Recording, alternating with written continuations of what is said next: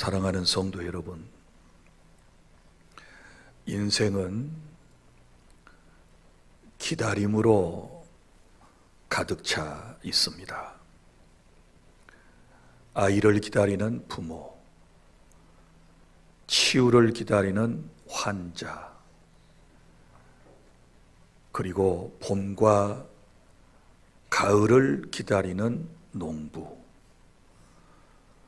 우리는 끊임없이 누군가를, 무엇인가를 기다리며 살아가고 있습니다. 그런데 이 기다림 속에서 가장 중요한 질문은 이것입니다. 나는 누구를 기다리고 있는가? 나는 무엇을 기다리고 있는가? 그것은 나에게 어떤 의미가 있는가? 라고 하는 질문을 해보아야 할 것입니다. 오늘은 여러분이 잘 아시는 대로 종려주일입니다. 예수님께서 예루살렘에 입성하신 날입니다. 사람들은 종려나무 가지를 흔들며 외쳤습니다. 호산나, 주의 이름으로 오시는 왕이여, 왕이라고 연호했습니다. 그분을 향해서 큰 소리로 왕이시여 어서 오시옵소서 그렇게 외쳤습니다. 그러나 이 군중들은 자신들이 왕으로 모시고 싶어 했던 그분이 어떤 분인지를 제대로 알아보지를 못했습니다. 예수님은 어쩌면 십자가의 왕으로 오셨습니다. 예수님은 고난의 왕으로 오셨습니다. 그리고 뿐만 아니라 예수님은 하나님 나라의 왕으로 오신 것입니다. 그렇다면 우리는 또 이 질문 앞에 서야 합니다. 나는 예수님을 어떤 왕으로 맞이하고 있는가? 첫째, 예수님은 하나님 나라를 이루시기 위해 왕으로 오셨습니다. 여러분, 예수님의 예루살렘 입성은 단순한 행진이 아닙니다.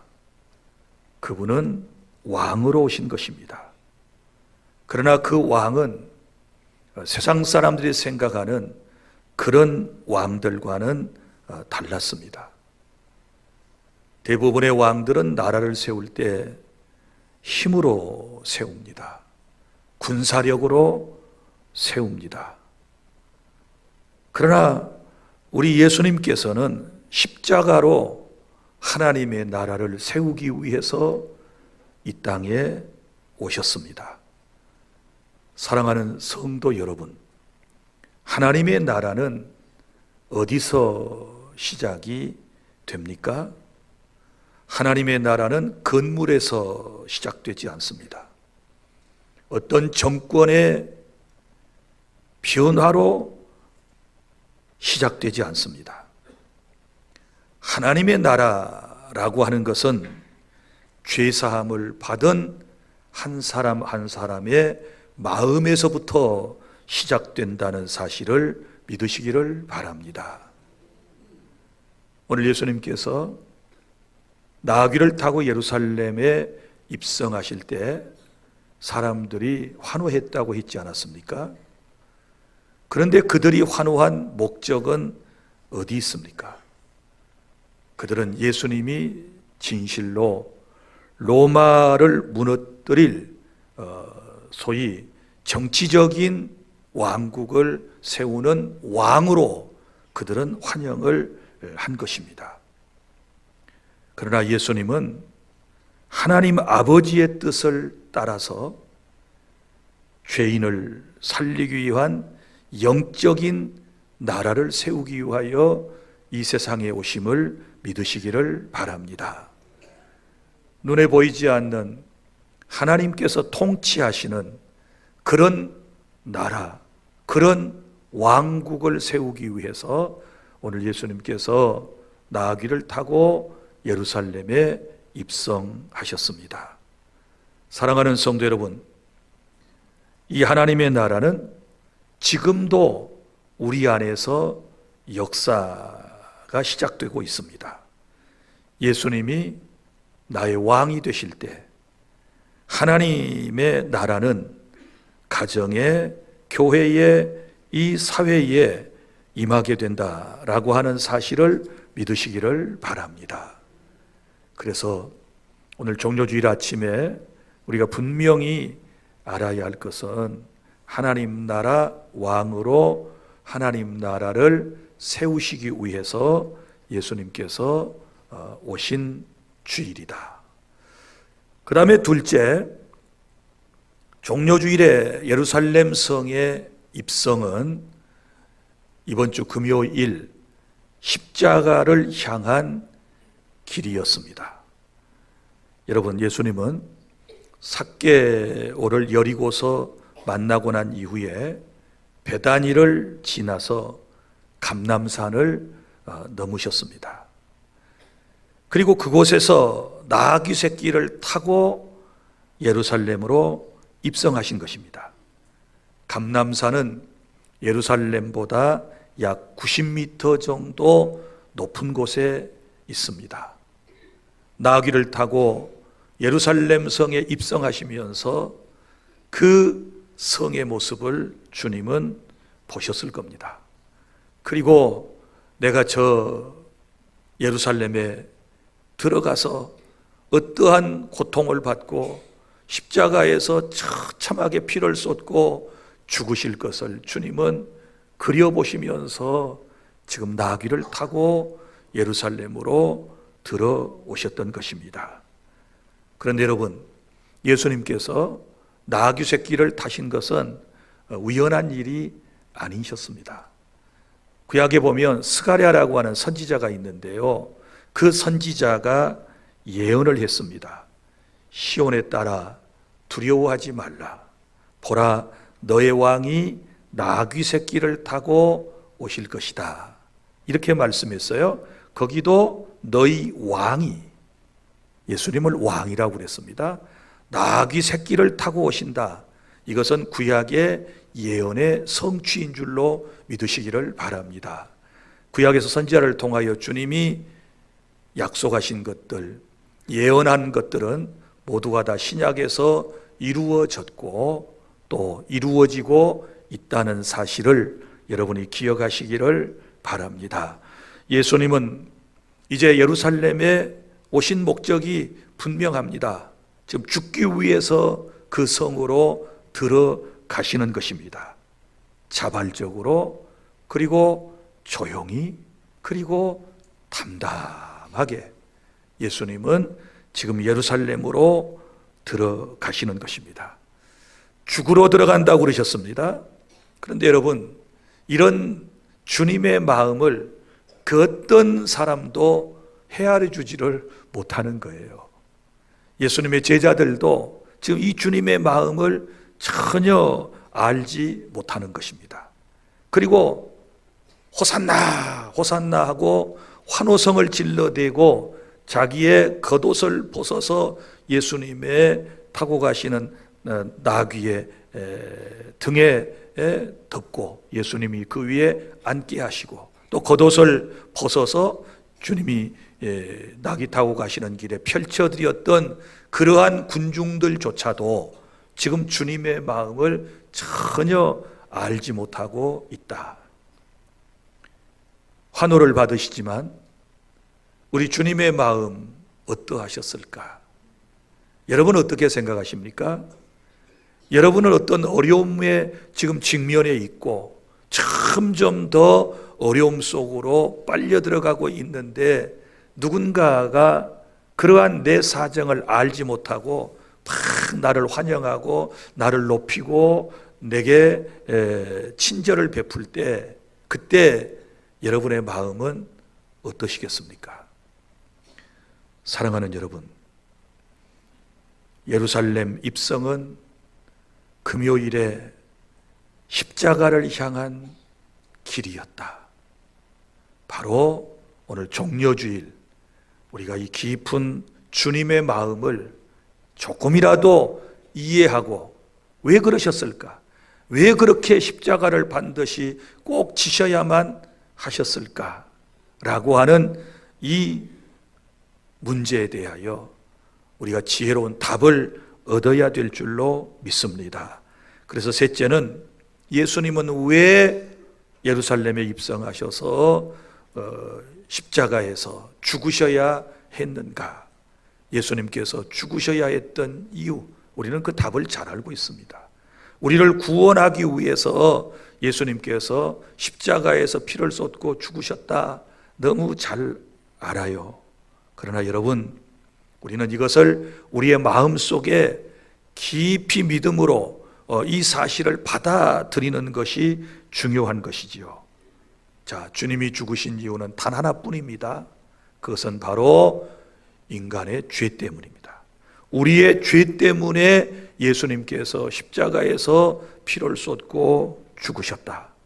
로마서 3장 13절, 모든 사람이 죄를 범하였음에 하나님의 영광에 이르지 못하였다. 죄를 지은 인간이 하나님의 영광에 이르지 못했고, 로마서 6장 23절, 죄 싹은 사망이다. 이렇게 말씀을 하셨습니다. 그러니까 인간이 범죄하고 난 이후에 낙원을 상실하고 인간은 불행의 나락에 떨어지게 된 것이고, 그리고 마지막으로는 그 죄값으로 인간은 형벌을 받아 지옥에 가게 되는 거지요. 죽음이라고 하는 것을 맛보게 된 것 아니겠습니까? 그래서 우리는 모두가 다 죄인이에요. 죄 없는 사람은 하나도 없어요. 의인은 없나니 하나도 없다. 이렇게 주님이 말씀하셨잖아요. 그래서 죄인된 우리가 감히 거룩하신 하나님 앞에 설 수 없는 존재예요. 자, 그런데 구약에서는 하나님께서 임시적인 방편을 말씀해 주셨어요. 죄인인 인간이 하나님 앞에 설 수 있는 방법, 그것은 제사 제도였습니다. 제사 제도의 핵심이 어디 있습니까? 죄 없는 짐승을 잡아서 그 짐승에게 나의 죄를 전가시키고 다 뒤집어 씌우게 하고, 그리고 죄 없는 짐승이 피를 쏟고 죽고, 그리고 그 몸은 제단 위에 올려져서 불로 태워서 드림으로써 인간의 죄가 그렇게 없어지게 하셨던 것입니다. 그러나 이것은 임시적인 것이고 반복적인 것이었습니다. 그 동물을 통하여 죄사함을 받게 하는 이것은 장차 오실 예수 그리스도를 예표하는 일들이었습니다. 그래서 예수님께서 이 땅에 오셔서 우리의 죄를 대신 속죄하시기 위하여 어린 양으로 오셨지요. 그래서 요한복음 1장 18절, 보라 세상 죄를 지고 가는 하나님의 어린 양이로다. 여러분, 요한이 그렇게 예수님을 보고 말했어요. 세상 죄를 지고 가는 하나님의 어린 양이다. 바로 그 어린 양 되시는 예수님께서 십자가에서 온 인류, 곧 하나님께서 선택하신 백성들의 죄를 걸머지시고, 구약에서 죄 없는 짐승이 피를 쏟고 죽은 것처럼 예수님께서 저와 여러분의 모든 죄값을 다 걸머지고 피를 쏟고 죽으심으로써 우리에게 살 길을 열어주신 줄로 믿으시기를 바랍니다.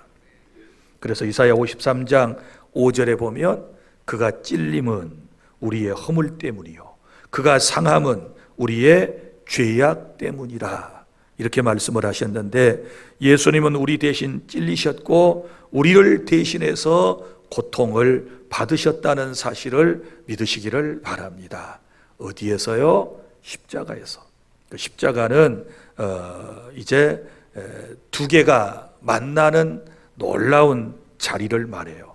하나는 하나님의 공의, 하나님의 공의, 또 하나는 하나님의 사랑이 만난 자리를 십자가라고 그런 거예요. 그리고 공의는 뭐예요?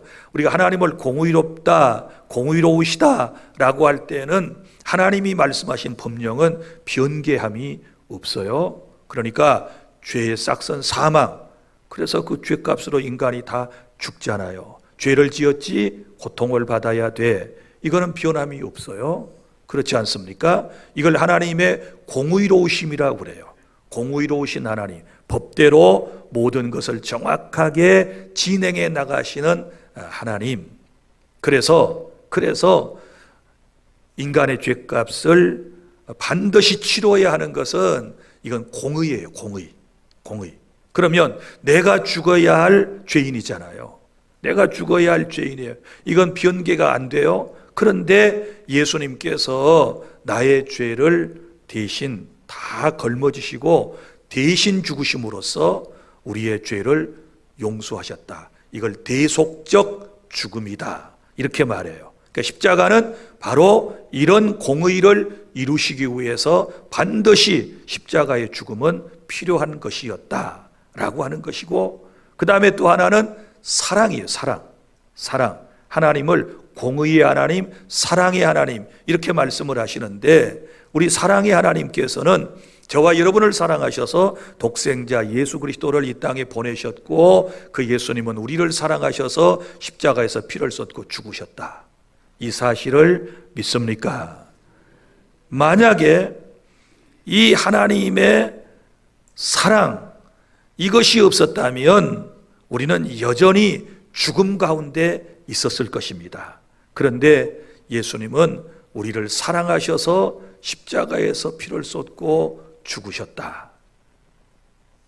하나님이 나를 사랑하신 증거가 뭡니까? 사람들이 많이 따져요. 로마서 5장 8절에 보면 그리스도께서 나를 위하여 십자가에 죽어주신 사건이 나를 사랑한다는 가장 큰 놀라운 일이다. 할렐루야.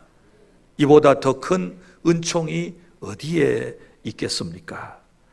예수님이 왜 죽으셔야 했다고요? 나의 죄 때문에. 나를 살리시기 위하여.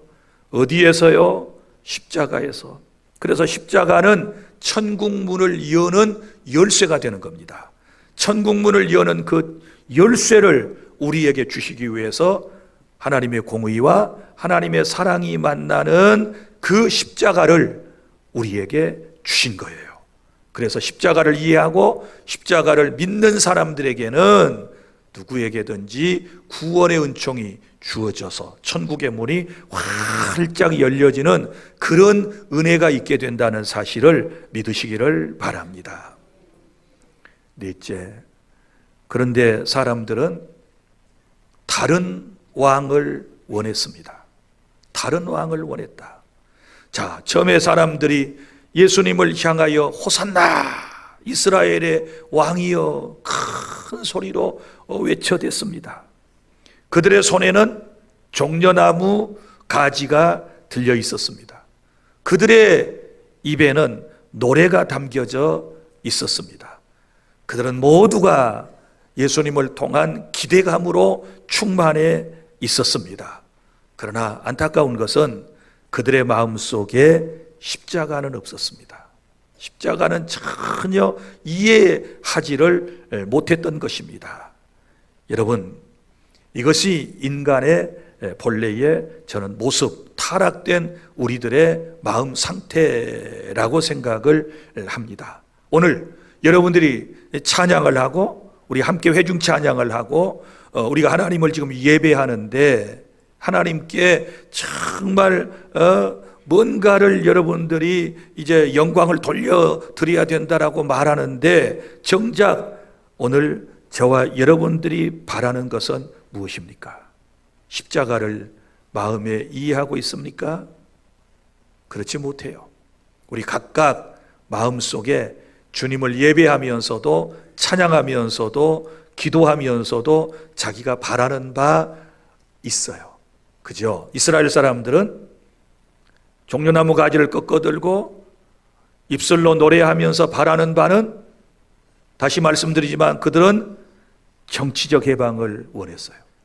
예수님을 통하여 정치적으로 해방되어 로마 압제로부터 벗어나고 예수님이 이스라엘의 왕이 되기를 원하는 바람이 있었어요. 또 그들이 예수님을 호산나 호산나 하고 연호하며 이스라엘의 왕이시여 라고 할 때는 경제적 회복을 꿈꾸고 있었습니다. 로마 압제하에서 얼마나 많은 물질적인 어려움을 당했겠어요?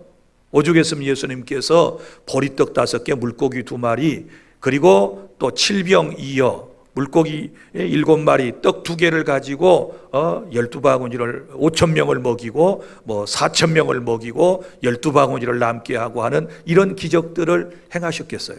그러니까 기적의 현장에서 그런 모습을 보았던 사람들의 마음속에 예수님은 진짜 자신들의 왕이 되셔야 하는 거예요. 그러면 농사할 필요도 없고 일할 필요도 없잖아요. 다 주님이 먹고 사는 문제를 해결해 주실 것 아니겠습니까? 그래서 그들은 지금 경제적인 어떤 회복을 원하고 있었다.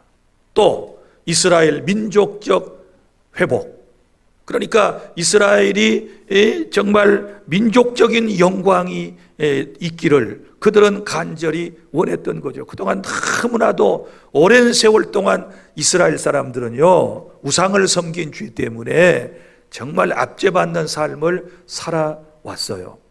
여러분, 역사를 보면요, 아시리아에게 이스라엘 사람들 오랫동안 고통을 받았습니다. 그 다음에 페르시아에게 또 오랫동안 고통을 받았습니다. 그리고 난 다음에 이 사람들 또 그리스에게 오랫동안 고통을 받았습니다. 그리고 지금은 로마 제국 치하에서 여전히 고통을 받고 있는 것입니다. 그래서 그들이 진실로 원했던 것은 정치적 해방이고 경제적 해방이고 이스라엘 민족이 회복되는 그런 역사를 원했던 것이지요. 그런데 우리 예수님은 그런 그들의 기대를 외면하셨다라고 하는 겁니다. 여기에서 이제 인간들의 갈등이 비롯되는 것입니다. 그렇지 않습니까? 이제 주님이 외면하셨어요. 그들의 기대는 세상적인 것이었는데, 여러분, 예수님은 세상의 왕이 아니라 하나님 나라의 왕으로, 하나님의 종으로서 이 세상에 오셨다. 그래서 사랑이 미움이 돼가지고 기대가 실망이 돼가지고 나중에 그들의 외침은 바뀌어지게 되지요. 호산나 호산나 하던 그들의 입에서 이제 한 나흘 뒤에는요, 뭐라고 소리가 바뀐 줄 아세요? 이 자를 십자가에 못 박게 하소서, 예수를 십자가에 못 박게 하소서, 이렇게 비워내요. 그러니까 민중이라고 하는 것은 마음을 믿을 수가 없는 거예요. 사람의 마음은 믿을 수가 없는 거예요. 예수님은 그들의 외침을 다 들으셨어요. 그때 얼마나 마음이 아프셨을까? 얼마나 마음이 아프셨을까? 생각해 보셨나요? 지금 저 군중 가운데는 자기를 십자가에 골고다에서 못 박으라고 아우성을 치는, 그리고 자기가 십자가를 지고 골고다까지 올라가실 때 침을 뱉고 막 하는 사람들이 있잖아요. 돌을 던지면서 저주를 막 퍼부숴대는 사람들이 있었어요. 그 사람들이 누군가요? 유대인이에요. 3년 반 동안 예수님이 하셨던 기적을 보았던 사람이고, 거기 떡도 먹은 사람이 있을 거예요. 그 가운데 예수님을 통하여 병을 치료받은 사람도 있었을 거예요. 그렇게 수많은 은혜를 체험했던 사람들이 예수님을 십자가에 못 박으라고 아우성을 칠 때 그거 다 주님은 아시는 거예요. 그때 주님의 마음을 한번 이해를 해보시기를 바랍니다. 여러분, 지난주일 저녁에 우리가 말씀을 들었는데 요한복음 6장에서 주신 말씀을 우리가 들었어요. 예수님의 질문 가운데 너희도 나를 떠나려느냐라고 하는 질문. 무슨 얘기인고 하면, 예수님께서 보리떡 5개 물고기 2마리를 가지고 5,000명을 먹이고 12바구니를 남게 하는 기적을 행하시고 각종 병든 사람을 다 고쳐내시고 이러니까 사람들이 예수님을 이스라엘의 왕으로 삼으시려고 그랬죠. 그래서 예수님께서 그 자리를 피해 가신 거예요. 피해 가셨는데도 불구하고 또 사람들이 막 몰려들어요. 몰려든 그 사람들에게 예수님은 이제 자신의 본심을 말씀을 하셨어요. 자신이 세상에 오신 일에 대하여 그들에게 설명을 하기를 시작했어요. 나는 하늘로부터 내려온 생명의 떡이다. 나를 믿는 자는 죽지 않고 영원히 살 거야. 이렇게 말씀을 하시는 거예요. 그러니까 그 설교를 들었던 사람들이 이해를 못하는 거예요. 아니, 생명의 떡이라니? 지금 당장에 필요한 건 뭐예요? 보이는 떡을 자기들은 지금 찾고 원하고 있는데 생명의 떡이다. 이해가 안 돼요. 그리고는 자꾸 이제 공생의 마지막 부분이 되니까 주님이 하신 말씀이 나 예루살렘에 올라가서 서기관과 제사장들에게 많은 고난을 받고 나 죽을 거야. 예수님이 죽으신대요. 지금 이스라엘 사람들이 바라보는 주님은 그런 주님이 아니시잖아요. 정치적으로도 경제적으로도 이스라엘 나라도 회복시켜야 하실 왕으로 지금 믿고 섬기고 따르고 있는데, 그런 분이 우리의 리더가 되시면 우리 인생의 모든 고민은, 고난은 다, 어려움은 해결될 거라고 믿었는데 주님이 자꾸 그런 말씀을 하시니까 거기 성경에 보면 이 말씀이 어렵도다. 누가 깨달으리요? 하고 많은 사람들이 제자만을 남겨놓고 다른 사람이 다 가버렸어요. 이게 희한한 일이에요. 주님 요즘 말로 하면 개척교회 하다가 어찌 보면 인간적으로 실패하셨어요. 기적을 베푸시고 병든 사람을 낫게 하실 때는 사람들이 구름대처럼 벌떼처럼 모여들었잖아요. 그죠? 모여들었고 그 다음에 이제 이 사람들에게는 주님이 본질을 말씀하셔야 되잖아요. 하나님 나라에 대하여 말씀을 하셔야 되잖아요. 하나님으로서, 성자 하나님으로서 사람의 몸을 입고 이 땅에 오신 그 이유를 이제는 설명을 해 주셔야 되잖아요. 그런데 그런 설교를 들은 사람들이 다 떠났어요. 그때 주님께서 매우 섭섭함을 이렇게 말씀하셨어요. 제자들만 덩그러니 남아있어요. 얘들아, 너희도 저 사람들처럼 떠날래? 나를 떠나갈래? 너희들도 나를 떠날래? 그때 시몬 베드로가 말합니다. 주여, 영생의 말씀이 주님께 있사오니 우리가 네게로 가오리까? 할렐루야. 주님은 그렇게 남아있는 사람을 통하여 하나님의 나라를 이루어 나가는 줄로 믿으시기를 바랍니다. 육신의 문제만 해결하고 육신의 것만 채워주시는 이런 주님으로 믿고 따르는 사람들은요, 언젠가는 실망하여 주님을 멀리할 때가 있게 되는 거예요. 오늘 지금 여기 예수님을 십자가에 못 박으라고 아우성을 치는 이 사람들처럼 우리도 그럴 수 있어요.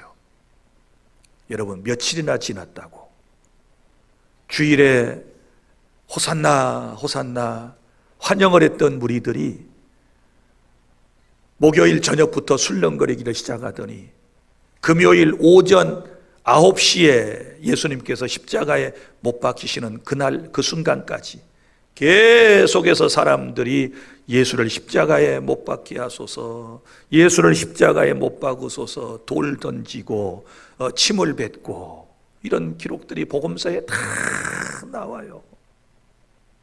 다 나와요.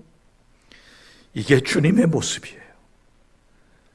여러분, 그러나 그럼에도 불구하고 주님이 가시는 길을 멈추지 않으셨습니다. 예수님은 환호의 길이 아니라 하나님의 뜻을 따라 우리를 살리기 위하여 예루살렘으로 들어오셨고 십자가를 지시고 골고다로 가셨다는 사실을 믿으시기를 바랍니다. 여러분, 어떤 왕을 원하십니까? 여러분은 어떤 여러분의 리더를 원하십니까? 오늘 이 말씀을 통해서 우리 분명한 신앙관을 재정립해야 될 줄로 믿습니다. 그래서 다섯 번째, 우리는 예수님을 어떤 왕으로 알고 모시고 있는가? 오늘 종려주일, 2000년 전에 있었던 종려주일에 우리 예수님은 이스라엘 사람들에게 찾아오셨고 오늘은 저와 여러분에게 찾아오셨습니다. 화려한 마차를 타고 오신 게 아니고 나귀 새끼를 타고 오셨습니다. 겸손한 모습으로, 예수님은 조용한 모습으로, 예수님은 낮은 자의 모습으로 오셨습니다. 사랑하는 성도 여러분, 우리는 그분을 어떻게 지금 맞이하고 있습니까? 그저 복만을 주시기를 원하는 왕으로 모시고 있습니까? 내 기도의 제목을 다 해결해 주시는 그런 왕으로 여러분 지금 환호하고 있습니까? 아니면 내 삶의 주인, 나의 왕으로 지금 주님을 모시고 있습니까?